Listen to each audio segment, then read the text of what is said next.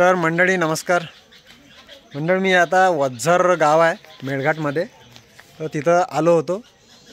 राजाराम परशु तोटे समजा. आता हे सगळ्याची प्रॉब्लेम आहे इथं, आणि असे ओळखी आहे.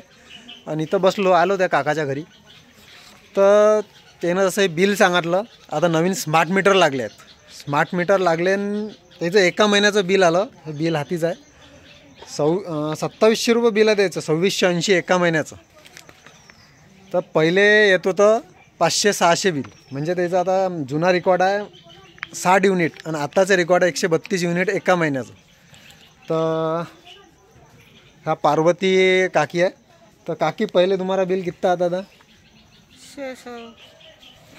500 ऐसा आता था पहिले. 500-600 युनिट, म्हणजे 500-600 बिल येत होतं त्याचं. आणि हे पहा, घर काहीच नाही आहे घरी.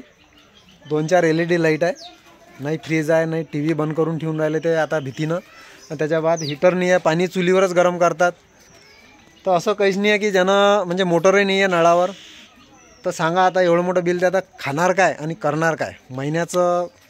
तर बिलच भरणार काय ते? तर मंडळी, आता हे स्मार्ट मीटरनं खूप आतंक बसून ठेवला आहे जिकडे तिकडे. तर पहा, हा व्हिडिओ जास्तीत जास्त शेअर करा.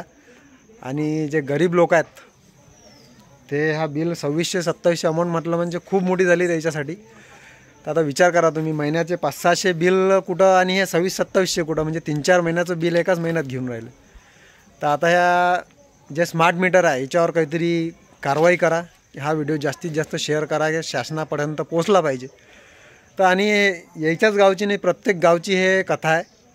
तर आता हे गरीब लोक आहेत, हे करतील काय आणि बिल भरतील काय सांगा तुम्ही. आता त्याच्यावर कमेंट करा, हा व्हिडिओ जास्तीत जास्त शेअर करा.